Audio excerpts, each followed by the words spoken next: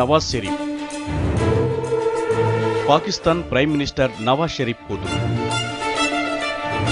రూలింగ్లో ఉన్న పాకిస్తాన్ ముస్లిం లీగ్ నాయకురాలు కూడా.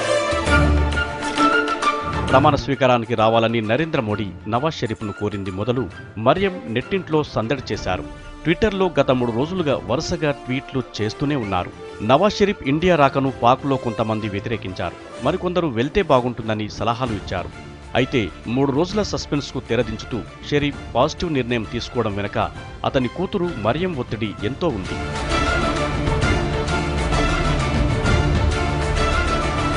మరియం నవతరం నాయకురాలు. ఇండియా పాకిస్తాన్ దౌత్య సంబంధాలు మరింత మెరుగుపడాలని ఆకాంక్షిస్తూ ట్విట్టర్లో పోస్ట్ చేశారు. ఇండో పాక్ శాంతి సంబంధాల్లో సరికొత్త చాప్టర్గా నవాజ్ షరీఫ్ రాకను ఆమె అభివర్ణించారు. 2 దేశాలు శత్రుత్వాన్ని పాతిపెట్టి సరికొత్త రిలేషన్ను మొదలుపెట్టాలని ఆకాంక్షించారు. ఇండియా పాకిస్తాన్లు విడిపోయిన కొరియా దేశాల్లా కాకుండా యునైటెడ్ యూరప్లా కలిసే ఉండాలని అన్నారు. వ్యాధులు, నిరక్షరాస్యత, పేదరికాన్ని నిర్మూలించేందుకు 2 దేశాలు ఎందుకు ఏకం కావని ప్రశ్నించారు.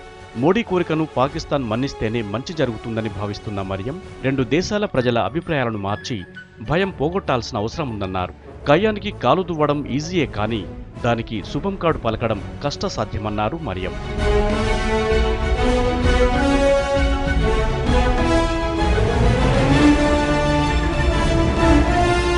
మరియం కోరిక నెరవేరాలని, భారత్ పాకిస్తాన్ల మధ్య సంబంధాలు మరింత మెరుగుపడాలని మనము కోరుకుందాం.